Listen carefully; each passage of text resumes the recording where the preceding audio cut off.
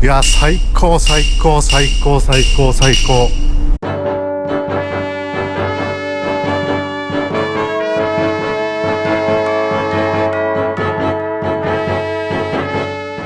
フェリーがやってきましたが、すげえ豪快な感じですね。こんな感じで乗るの。はい、ではサントリーニ島からミコノス島まで、こちらのシージェッツというフェリーに乗っていきます。こんな乗船の仕方なんだ。豪快だな。ここから席まではどうやって行くんでしょうか。まあみんなについてけばいいか。こちらで大きい荷物預けるっぽいですね。はい、チケット確認を経て船内に入ってきました。で、私の番号は701、あ、こっちか、701発見しました。701、超分かりづらかった。残念ながら窓側ではないですね。窓側めっちゃいいな。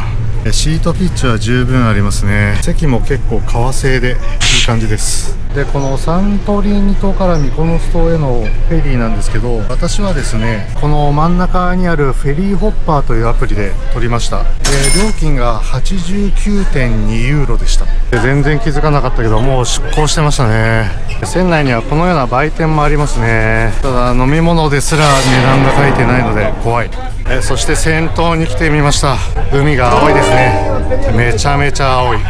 今ちょっと船内を巡ったんですけど、残念ながら屋外デッキがなさそうというか出れなくなってましたね。今日たまたまなのか、いつも屋外へ行けないのかちょっと分かんないですけど、屋外行けなかったんで何もやることがない。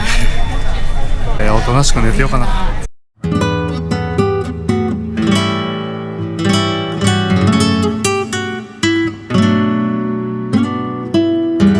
定刻より50分も遅れて1時半にミコノス島のフェリーターミナルに着きました。今入島したんですけど、今日泊まるホテルが無料送迎してくれるみたいなので、そのホテルの案内の方を探します。早速泊まるホテルの方、この青いパーカーの方見つかりました。私ともう一人のお客さんだけ乗せて出発みたいです。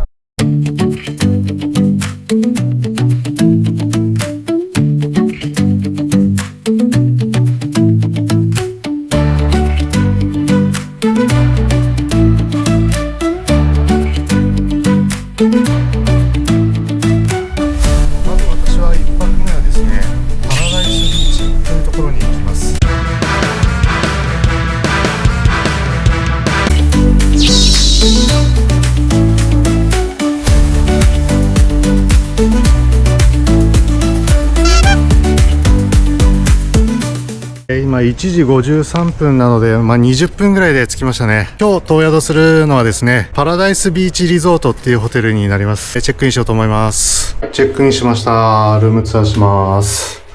で、こんな感じでシングルベッドが2台ですね。エアコンがあって、冷蔵庫があると。で、中に無料の水が2本あります。で、作業台が結構広いのが意外でいいですね。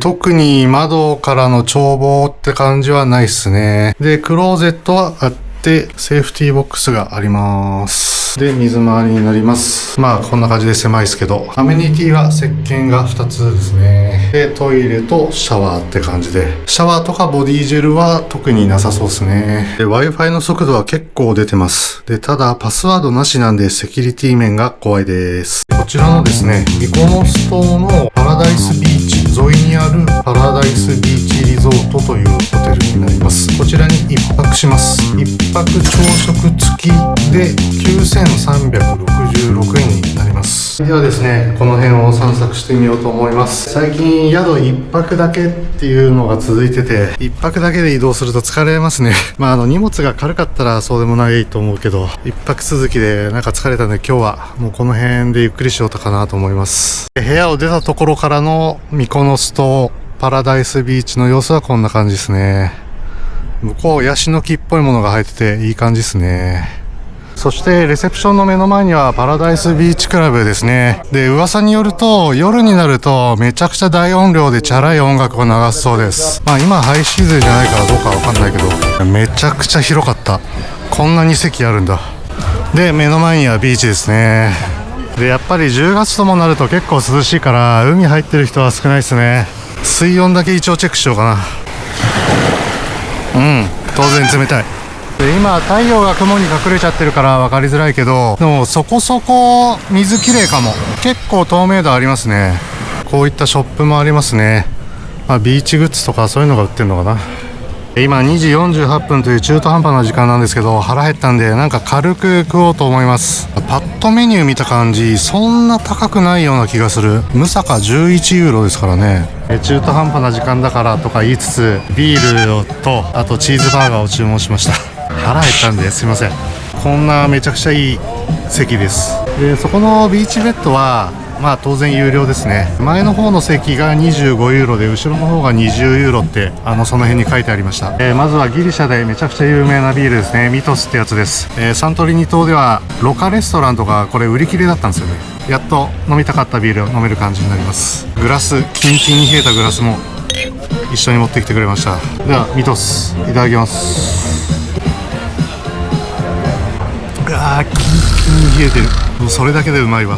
で味はだいぶ苦めだと思います。うまいです。はい来ました。ハンバーガーでかいです。でポテトの量もすごい、こんな時間に食べる量じゃないかもしれないけどいただきます。ポテトから普通に美味しいフレンチフライですね。でハンバーガーこんな感じでもうチーズがたっぷり入ってて、でトマトがなかなか分厚いの入ってます。であとレタス大量って感じですね。ではこの超分厚いハンバーガーいただきます。チーズバーガーですね。味は見たまんまの味なんですけど、パンが分厚いですね。こんな感じ。圧縮しようとしてもなんかできないぐらいちゃんとしたパン。顎がぶっ壊れるかと思った。ごちそうさまです。お会計17ユーロでした。安いとは言わないけど、あんなビーチ沿いの店で値段なら悪くないですね。ではビーチと逆側、陸側っていうかな、そっちの方ちょっと見てみようと思います。はい。で、歩いて数分のところにバス停がありますね。で、あとは、ランドリー、コインランドリーあるのかな。で、あとミニマーケットがありますね。あら、スタバのコーヒーとかあるね。4ユーロ高えな。で、フルーツマーケット。で、水とかいろいろ買えますね、ここで。500ミリの水が 0.5 ユーロです。お酒も売ってますね。結構な種類売ってる、瓶で。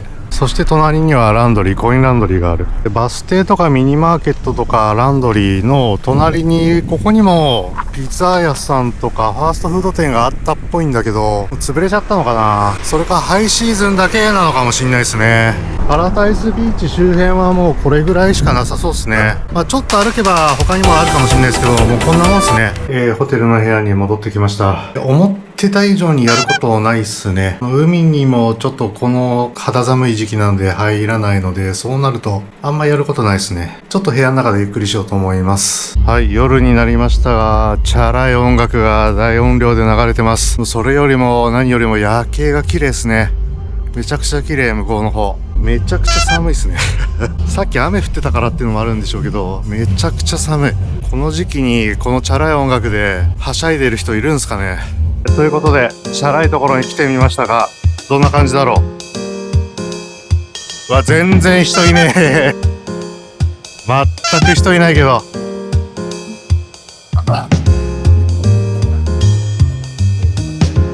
客がいねえ。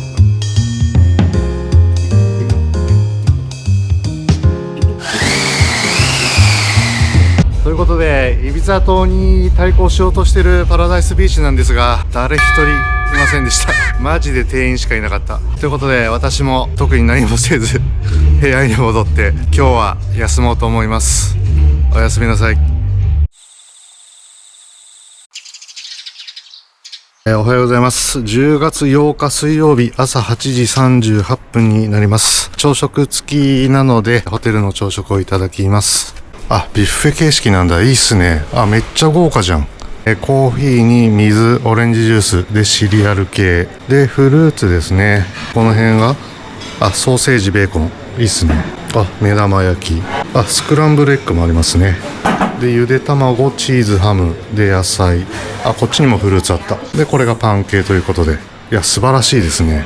はい。でこんな感じの朝食になりました。いや最高じゃん。これ店で食ったら20ユーロぐらいしそう。いただきます。ごちそうさまでした。あとフルーツとヨーグルトもいただいたんですけど、もうメロンがバチクソうまかったです。それでは部屋に戻ってシャワー浴びて髭剃ってパッキングしてチェックアウトしようと思います。それでですね、こちらのホテル1泊だけなので、ホテルの評価をしたいと思います。星5つ中 4.5 でお願いします。ハイシーズンではないとはいえ、10月上旬で9000円ちょいっていう宿泊料金はめちゃくちゃいいですね。部屋の中も綺麗ですし、設備も整ってるかな。テレビがないぐらいですかね。海外でテレビなんてあんま見ないんで、シャワージェル、ボディウォッシュがないっていうのはちょっとだけ残念。海沿いのホテルなんで、一応あった方が嬉しいかなっていうところで、5点にはしなかったんですけど、それ以外は特に問題ないですね。もう超高評価の 4.5 ですね。で、ただですね、このホテルの評価自体には関係ないんですけど、この時期パラダイスビーチに来てもあんま意味ないかもしれない。ハイシーズンだったらめっちゃ楽しいのかもしれないですけど、今の時期はちょっと寂しい感じですね。人がいなくてゆっくり落ち着けるので、それはそれでいいんですけどね。パラダイスビーチはそんな感じの場所でした。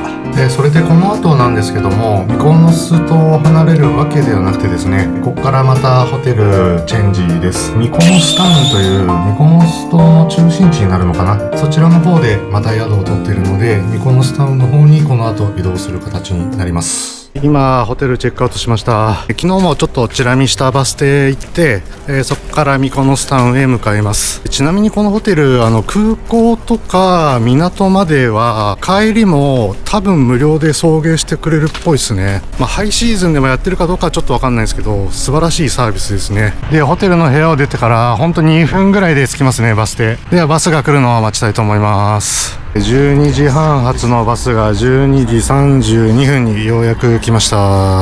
12時36分パラダイスビーチを出発しました。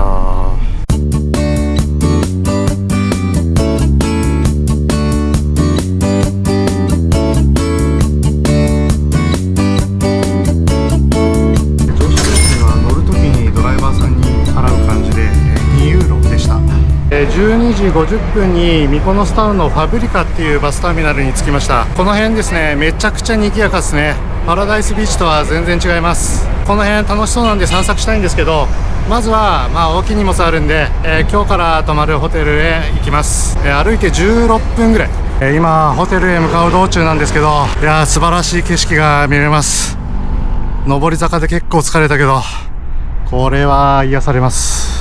はい、たどり着きました。今日から泊まるホテル、ベンシアブティックホテル、こちらになります。まだ1時過ぎだけど入ってみましょう。今チェックイン手続き中なんですけど、レセプションからレストランの方へ来るともうこの絶景です。いやすげえ。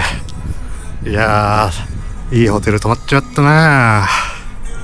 1時25分に部屋入れてくれました。いやーいいホテルです。いい匂いがします。ソファーまであっちゃったりなんかして、めちゃくちゃでかいベッドですね。クイーンかキングサイズぐらいで、作業台椅子があって、テレビですね。テレビもでかいです。エアコンもちゃんとあります。テラス付きですね。うわマジか、超いいじゃん。プールがあって、その先ミコノスタウンの街並みが見えます。うわめっちゃいいこの部屋、最高やん。そしてクローゼットは冷蔵庫がありますね。冷蔵庫、クローゼットがあります。冷蔵庫の中には無料の水が2本あります。500ミリが2本ですね。で、こちらもすんげえたくさんハンガーがあって、セーフティーボックスまでありますね。ちょっといつぶりこのバスロードいつぶり最高。で、水回りです。で、水回り、狭いけど、全然綺麗だしいいですね。で、アメニティ、シャワーキャップ、バニティセット。で、石鹸2つ。シャワージェル、コンディショニングシャンプー。で、コンディショナー。で、ボディーローション。1個ずつですね。で、シャワールーム狭いけどこんな感じです。で、タオルもフェイスタオルとバスタオルが1枚ずつあります。で、Wi-Fi も十分スピード出てますね。もうこのホテル文句なし。で、こちらのベンシアブティックホテルに1泊します。こちら1泊朝食付きアゴダで予約をしまして、35,086円でした。高いんですけど、もちろんその料金を見て当然予約してるわけなので、それに見合うであろうと、勝手に思って想像してきたんですけど、見合う気がしますね。部屋からの景色やばかったですね、さっきも。ここから海方向は西方向なので、天気が良ければ夕日も綺麗に見えるんじゃないかなと思います。はい、部屋からも見えたけど、プールに来てみました。いや、このプールからの向こうの景色、ここ微妙っていう人はなかなかいないんじゃないですか。そしてプールバーもありますね。最高の雰囲気です。いや、この景色は本気でいい。最高です。はい、ではミコノスタウンを観光しつつブラブラしたいと思います。で、ホテルを出て左に折れたらもうこんな地中海の絶景が見える。いやー、いい場所ですね、このホテル。海からはちょっと離れてるけど。はい、それでホテルから歩いてすぐのところにあるこちらボニーズウィンドミルっていう風に Google マップ上でなってますね。風車です。でも動いてない。エントランスはこちらですね。で、中に入るには2ユーロみたいですね。ただこっから撮影するのは OK みたいです。みんなここで撮影して立ち去っていきますね。私も外観だけで十分なのでこれで立ち去ろうと思います。では海側の方に適当に歩いてきます。サントリーニ島は西側の海沿いに行けば行くほど高くなって丘のようになってるんですけど、ミコノス島は西側の海に行けば行くほど高度が下がりますね。その分丘の上から西側の海沿いを見ると景色がめちゃくちゃいい感じになります。今ちょっと下がっただけなんですけど、こんな名もなき風車の残骸みたいなものがありますね。Google マップ上はただ単にウィンドミルと書いてありました。で、このウィンドミル、風車の残骸自体も味があっていいんですけど、こっから見る景色多分やばいっすね。いや、めちゃくちゃ偶然見つけたんだけど、いいとこだ、ここ。うわぁ、超いいじゃん、ここ。いや、めっちゃ景色いい、ここ。これがミコノス島です。これ誇張抜きで180度全部絶景ですよ。いや、ミコノス島って来るまで全然正直想像つかない場所だったんですけど、めっちゃいいわ。サントリーニに全く負けてない。こんな感じの名もなき道、細い道もいい味出してます。そしてミコノス島の第一村猫を発見しました。すぐに第二村猫に出会いましたね。サントリーニ島よりは猫に会う率が高い。そしてこの道も最高。いや、素晴らしい。どうすか？良くないですか？なんかおじさんが一人で興奮してて恥ずかしいけど、皆さんどうすかここ。第三村猫を発見しました。めちゃくちゃおとなしい。もう入れ墨ゴリゴリの兄ちゃんにも懐いてますね。この辺いい感じですね。細い道で両脇にお土産物屋があって、で上を見上げれば洗濯物が干してあるという生活感もある。いいっすね。そういえば今思い出したんですけど、ホテルチェックインするときにホテルの兄ちゃんがこのアルファバンクあたりが賑やかだよって言ってた。今思い出したけど確かにって感じ。これを見るとですね、ミコノス島は海岸沿いにあるこの3つぐらい並んだ風車が有名人気観光地みたいですね。当地の服を見れば人気観光地がわかる説。あら、いつの間にかミコノスタウンの北側って言えばいいかな、北側の海沿いに出てきましたね。後ろでめっちゃ喧嘩してる人がいるけど、まあ気にせず地中海を見ましょう。まあ地中海というかエーゲ海か。あ、海綺麗じゃん。今太陽出てるから透明度がわかりますね。綺麗綺麗。これ湾みたいになってるね。で、こっち海沿いはレストランがあります。最高だろうな、ここで飯食ったら。いいっすね。このヘリに座ってみましょう。ヘリに座ってちょっと休もうと思います。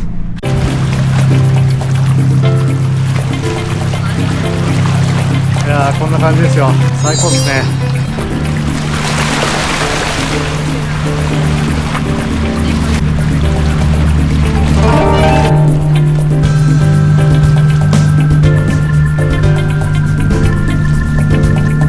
こんな感じで座ってのんびりするだけで気持ちいいです。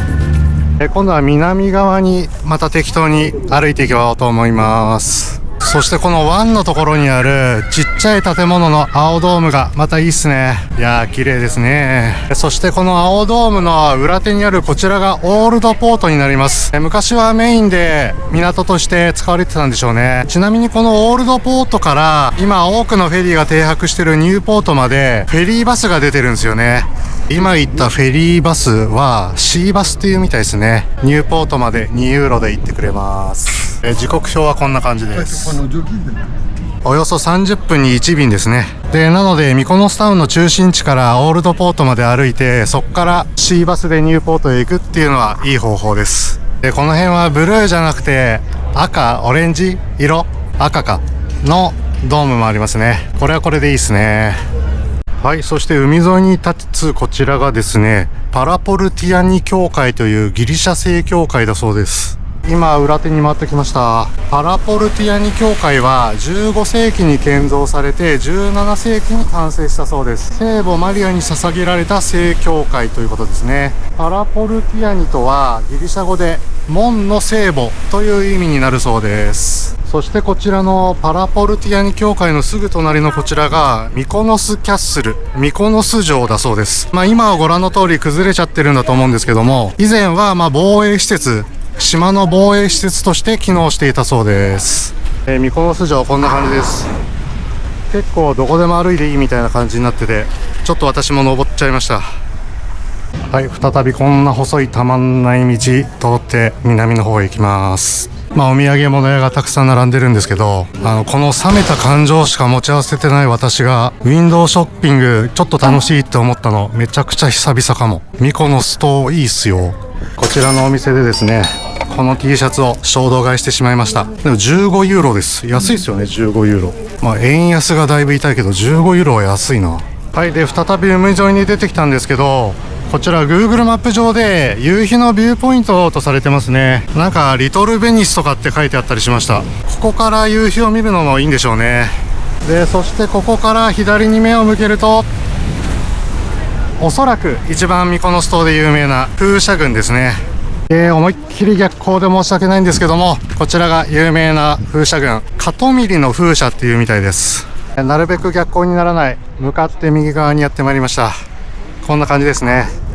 風車が回ってたらもっと良かったんですけど、しゃあない。でここから見る海、エーゲ海とミコノスタウンの街並み、これもまた絶景でございます。そして風車の後ろ側、お尻側はこんな感じでございます。でこっちに駐車場がありますね。そして日向ぼっこしている猫もいます。こんなど真ん中で日向ぼっこしてますね。かわいいな。ミコノス島は実は明日出るんですよ。でそうなると夕日どこで見るか問題が出てくるんですよね。名所っぽいところがいっぱいあるんでちょっと迷ってるんですけど、せっかくいいホテル取って丘の上の景色のいいとこなんでホテルの部屋から見ようと思います。逆光にならないこの角度からが一番良かったかもしれないカトミリの風車群でございます。夕日をホテルで見るとすると、今日の日没調べたら6時51分なんですよね。でそうなるといつどこで飯食うか問題も出てくるんですよね。どうしようかな。日没の前に飯食うか後に飯食うか問題、めちゃくちゃ迷ったんですけど、もう飯食っちゃおうと思います。時間4時51分でまだ早いんですけど、この時間の方が空いてるだろうっていうのと、あと日が沈んだら寒くなっちゃうんで、もう今飯食っちゃいます。で飯食って夕日の時間までにホテルに戻ろうと思います。はい、お目当てのお店着きました。キャプテンズフードフォーシェアリングっていうところです。テラスの一番外側の席案内してくれました。でさっき言った湾のとこですね、オールドポートの近くになります。まず白ワインなんですけど、ダフニオスってやつの方がいいんじゃないって言われてそっちにしました。食べ物もですね、このホワイトフィッシュフィレがおすすめということなんで、これとグリルオクトパスにしました。はい、ではダフニオスという白ワインですね。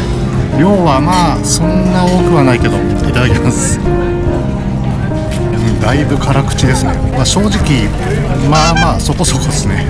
はい、来ました。グリルドオクトパスで、こちらがホワイトフィッシュフィレですね。下になんか米みたいなのがあるね。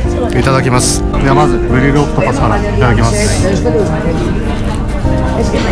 れはうまい。身がプリプリというよりはすごい引き締まってる感じで食べ応えあります。続いてホワイトフィッシュフィレですね。いただきます。うまい。塩気がちょうどいい。ちなみにこのホワイトフィッシュって調べたら鮭の仲間らしいです。確かに鮭の赤身の部分の味がなくしたような、白身にしたような、そんな味で美味しいです。でホワイトフィッシュの下に敷いてあったこれは何なのかちょっと分かんないですけど、米っぽい感じですね。米とパスタみたいな、そんな感じの間ぐらいの感じで、これに香草とかトマトがまぶしてあって美味しいです。ごちそうさまでした。お会計なんですけど、チップ 10% 乗せて 53.9 ユーロでした。めちゃくちゃ高いんですけどうまいです。予算的に問題ないのであればかなりおすすめですね、あの店は。夕日をホテルから見るので、ホテルに戻るんですけど、そこで飲みたかったんで、レストランのすぐ近くにあった売店でワイン5ユーロ、あと水1ユーロ、合計6ユーロ、買いました。行きでも通ったこの風車の残骸みたいなところなんですけど、ここ隠れた名所じゃねえマジで。めっちゃ綺麗。風車もカトミリだっけ、カトミリの風車群も綺麗に見えます。はい、ということで超高級ホテルに帰ってきました。はい、ホテルの部屋から見る日没50分前の太陽ですね。あの辺に沈むのか、ちょうど見れそうですね、部屋から。最高。日没13分前なんですけど、太陽雲に隠れちゃったな。でも雲の隙間からちょっとだけ光出てるんですよね。この後雲の下から太陽が出てくれることを祈るんですが、どうなるでしょうか。太陽はもう無理かもしれませんが、さっき買ったワインいただきます。夕日を見ながら飲みたかったんですけど、銘柄は全く分かりませんが、ワインって瓶のまま飲むもんじゃないのは承知の上ですが、一切気にせずこのままいただきます。まあまあっすね。これも辛口だな。はい、日没の時間になりました。太陽は見えなかったんですが、この画面で見えるかな、ギリギリのところ、ギリギリ下の方が明るくはなってます、かなり。ただ太陽は見えませんでした。まあハイシーズンじゃない時期に来たのでしょうがないですね。まあでも綺麗は綺麗です。日没後ですが、日が沈んだところあたりは真っ赤に染まってますね。ただ分厚い雲があるのでほんと狭い範囲だけです。残念。チキショー。はい、で超高級ホテルから見るミコノスタウンの夜景はこんな感じです。っていうか雨降ってきた。寒い。ということで今日はこのまま寝ます。おやすみなさい。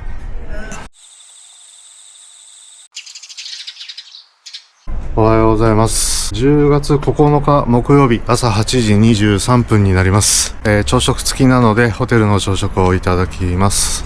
朝食はビュッフェメニュー以外にもこちらを選べるそうで、ビュッフェメニューです。こちらトーストですね。で他にもパン類があって、でチーズ類、ハム類でサーモンまでありますね。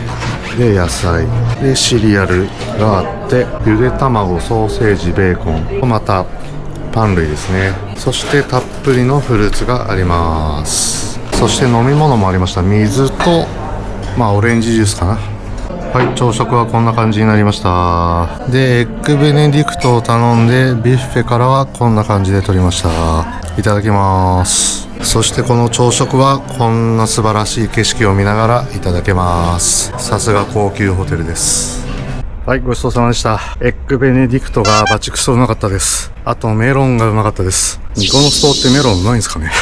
それではですね、この後このホテルをチェックアウトをします。いつものようにホテルの評価をします。5つ星中4つでお願いします。かなり高級ホテルなんでね、もちろんめちゃくちゃいいです。部屋の中は設備も整ってるし、ほぼほぼ完璧ですね。ただ5点にしなかった理由は、まず1つ目はやっぱりめちゃくちゃいいとはいえ高いんでね、ちょっと減点材料になっちゃうっていうのと、あともう1個部屋の中で唯一気になったのが水圧があんま強くないですね。お湯はもちろんちゃんと出るんですけど、4点とさせていただきます。それでこの後の予定なんですけども、今日またフェリーに乗りましてですね、アテネへ向かいます。本土の方へついに向かう形になりますね。本土へは2時15分発のフェリーに乗っていきます。このホテル11時チェックアウトなんですけども、その後自力でニューポート、港まで行こうと思ってたんですけど、このホテルチェックインの時に送迎がたった5ユーロだって言われて、5ユーロで行けんならもう送迎お願いしちゃおうということでお願いしました。で送迎がこのホテル1時15分発になるので、チェックアウトしてから2時間ぐらいどっかで時間潰して送迎に乗ってポートへ行ってフェリーに乗ってアテネへ向かう形になります。はい、今チェックアウトしました。タックスだったということで10ユーロを取られましたね。ではですね、昨日とは違って丘の上の方、さらに上の方を散策してみようと思います。って言っても大したものはないと思うんですけど、一応 Google マップによるとスーパーマーケットがあるみたいなので、そこを目的地としてブラブラ歩こうと思います。ベンシアブティックホテルよりも丘の上の方に行くと、車の交通量は結構多いんですけど、やっぱ歩いてる観光客はぐっと少なくなりますね。昨日歩いた向こうの海沿いのミコノスタウン中心地、観光客大体はそこですね。そして一応の目的地にしていたスーパーマーケットに着きました。読めないけど Google マップによると AB フードマーケット、バッゲリストラキーというらしいです。スーパーの中思ったより広かったですね。こんな感じです。値段これ多分右だよね。値札の右だよね。コカ・コーラゼロが 1.29 ユーロって高くない？ 500 ミリ。スプライト 1.18 ユーロ。これビール、ギリシャのミトスビール330ミリだけど 1.26 ユーロだって。もうコーラとかとそんな変わんないじゃん。水がこれかな、ちょっとわかんないですけど、多分水 0.75 ユーロっすね。で、スーパーの横からは絶景が見えます。おー、いいね。オールドポートっすね、あそこ。こっからの景色もいいです。風車もちゃんと見えますね。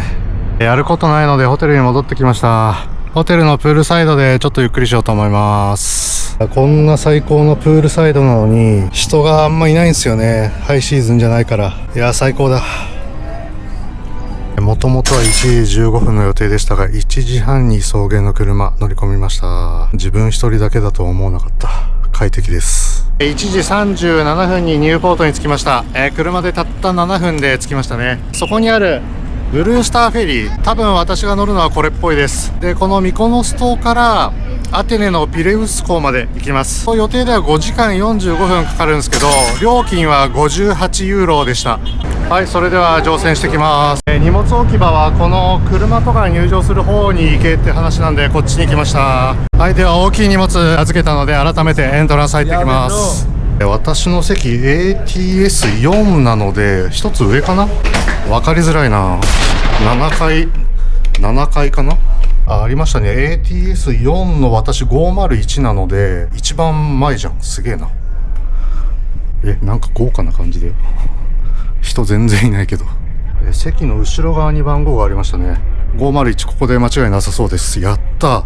めっちゃ広い足元。カーテン開けたら一応外を見れる。あ、もしかして屋外デッキ行ける？屋外デッキ行けんじゃん。最高。うわ、最高じゃん。いや、サントリーニ島からミコノス島の時の C ジェッツだと、少なくても一番安い座席クラスだと屋外デッキ行けなかったんですよ。いや、最高じゃん。屋外デッキなかったらエーゲ海クルーズする意味あんまないよね。いや、最高最高最高最高最高。出港するまでの間はちょっと船内を探索しようと思いますが、今いるのが7階っすね。6階にいろいろあるみたいですね。ラウンジバーとかあるみたいで、ショップとかも6階っすね。レセプションも6階で、5階以下はガレージとかラゲッジストアとかですね。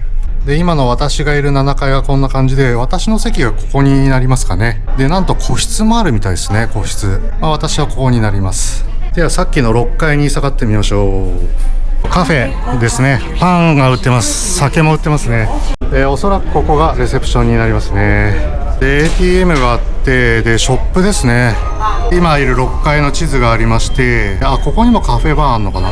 で、今ここなんですけど、さっきのショップとかラウンジバーって感じで、こっちは席ですね。で、6階の裏手側にはハンバーガー屋さんですね。で、ここから外にまた出れますね。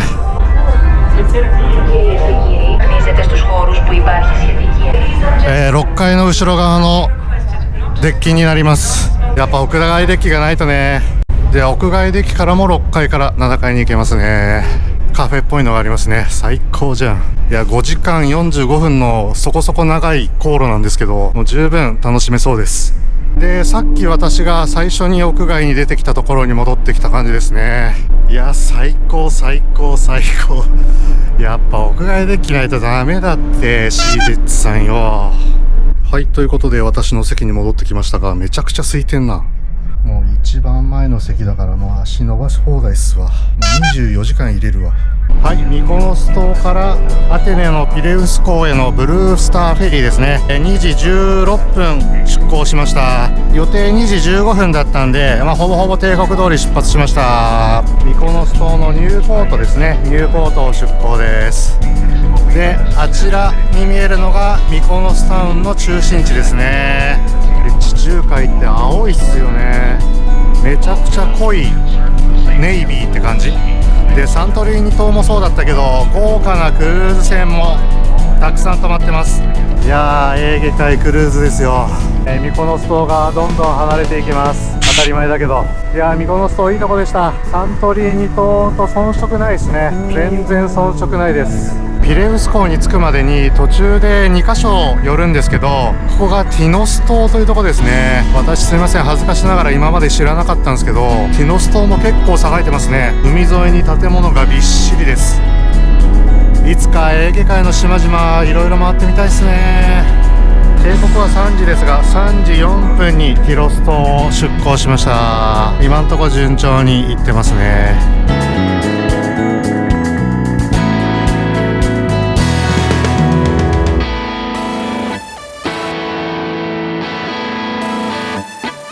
はい、そして続いてはシロス島ですね。シロス島にもうすぐで着きます。シロス島はこんな感じなんですね。さっきのティノス島と似た感じで、フェリーターミナル付近は建物がいっぱいあって栄えてそうだけど、でも割と落ち着いてそうな雰囲気ですね。ここも良さそうですね。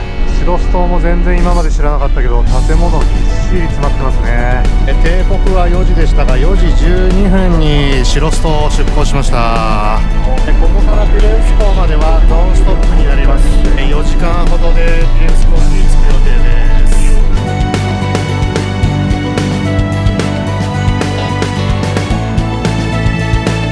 寒くなってきたのでカフェでホットコーヒー買いました。4ユーロでした。今日は雲一つない晴天なので夕日が見れると思います。フェリーから見る夕日めっちゃ楽しみです。日没の10分前ぐらいになりました。いや、今日はめちゃくちゃ天気いいな。サントリーニ島とミコノス島では残念ながらまともな夕日は見れませんでしたが、エーゲ海上からはいい夕日が見れてます。